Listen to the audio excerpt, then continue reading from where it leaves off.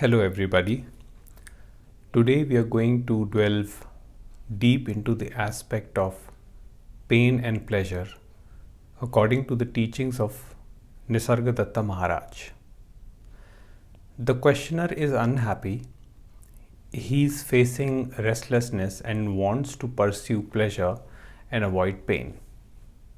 So he asks Maharaj how to do so. Maharaj knows where this question is coming from. He knows there is no direct answer to this question and the questioner's dilemma. Instead of giving him a straightforward answer, he wants the questioner to explore the nature of pleasure and pain so that he can discover the truth by himself. When Maharaj asks him, "What makes you unhappy?" he says he has what he doesn't want and wants what he doesn't have. And Maharaj tells him to reverse this thought. You see, he says, want what you have and don't care about what you don't have. It's simple. We always crave after things that we don't have, like money, fame, recognition, cars, phones, relationships, and we don't value what we already have. Our peace of mind at this very moment. The mind keeps running after objects of desire tirelessly. It craves excitement and thrills and calls it happiness. But no excitement is lasting. Everything ends at some point. And then the mind begins craving for new experience. Or it wants to repeat the same experience all over again. If you realize what you are in this very moment, you are free from mind's identifications. The mind continues the movement habitually. That is its nature. But you never get involved in transient pleasures. Maharaj is trying to make the questioner understand his true nature, which is nothing other than peace or bliss. The questioner is now realizing how pleasure is a pain in disguise. The pain sets in as soon the feeling of pleasure is over. Therefore, the mind relentlessly craves to repeat the experience. Maharaj tells him that every pleasure or pain needs an instrument. He is referring to the mind-body organism with its belief structures, or what we call me, that thinks itself to be real. Whatever pleasure the mind or body craves is not lasting. It is fleeting. The mind wants to escape pain by engaging in pleasures, drinking, smoking, eating, sex, etc. These are all diversions to remove attention from the underlying void or feeling of emptiness that creates pain and suffering. This emptiness comes from the ignorance that I am the limited mind-body organism that is moving towards death. Behind every fear is the fear of death or not existing.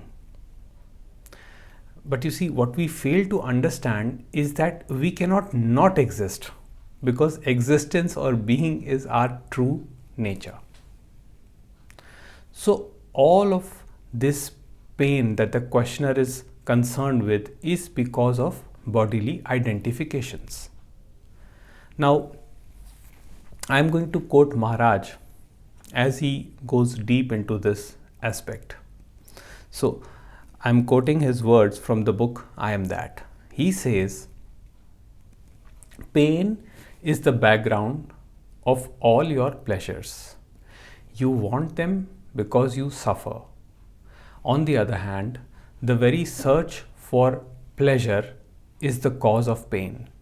It is a vicious cycle. Look at it, how profound this is. Maharaj says that the pleasures you seek is a ploy of your mind to avoid pain. The very search for pleasure creates pain. You search for truth in philosophy, scriptures, books, yoga, meditation, mantra, tantra, and whatnot. But deep down, you remain unsatisfied and restless because you're not sure what you're looking for.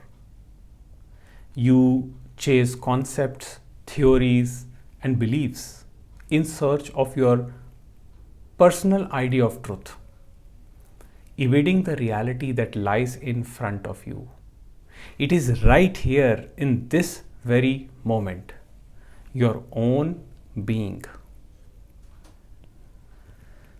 You think knowing the ultimate truth, being a spiritual person, or being a moralist, socialist, or this or that will give you pleasures, will sort out everything for you.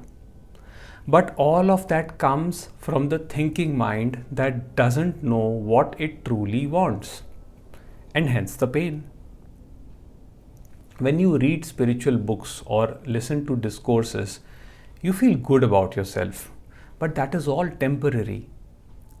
Soon the ghosts of thinking mind overtake and start suggesting methods and prescriptions. Do this and you will be happy. Attend this course and you are set. Read the scriptures and you will get all the knowledge. And then you will be happy. You do all of that and you become more miserable than before. Know what? The questioner is confused and he wants a way out. And here comes the crux of this wonderful teaching. If this much is understood, it can bring great relief. Maharaj says that, and I'm quoting his words from the book I Am That, the very examination of the mechanism shows the way. After all, your confusion is only in the mind, which never rebelled so far against confusion and never got to grips with it. It rebels only against the pain.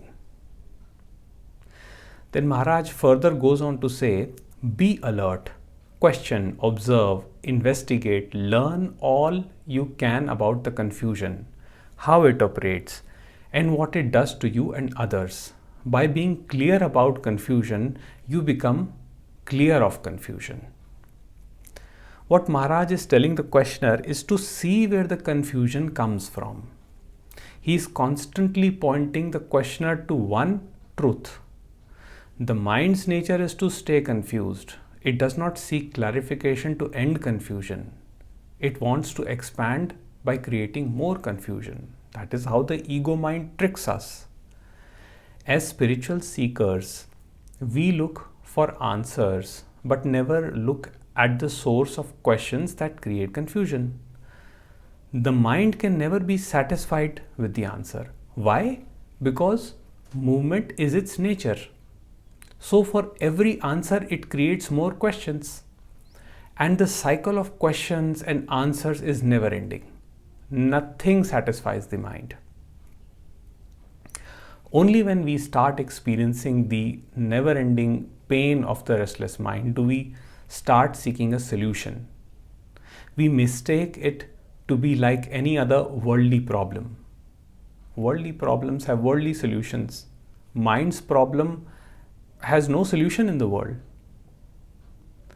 What Maharaj is suggesting here is to see the problem in totality with an undistorted perception, rather than the biased perception of the mind.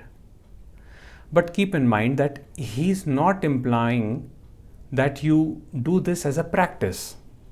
That's not the indication here.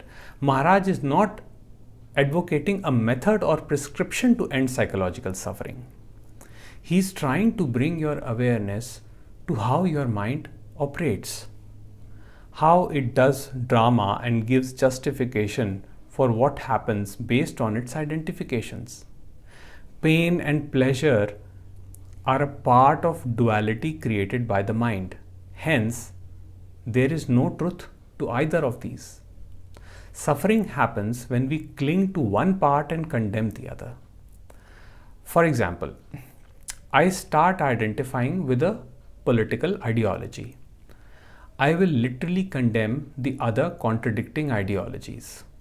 The other becomes my enemy. Therefore, whatever they say is wrong and I am right. So much so that I am even unwilling to listen to anything else other than what my mind identifies with. And when this political party or ideology that I identified with fails to deliver the happiness that I was expecting, I am in confusion. Now I want a solution, and the solution should convince me that my thinking is correct. You see where I'm going with this? In this quest to find a solution to my problem, I don't see the confusion for what it is. Maharaj tells the questioner to look at the confusion itself.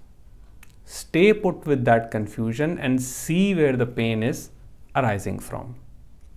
When you do this repeatedly, you see that your pain arises from a set of thoughts.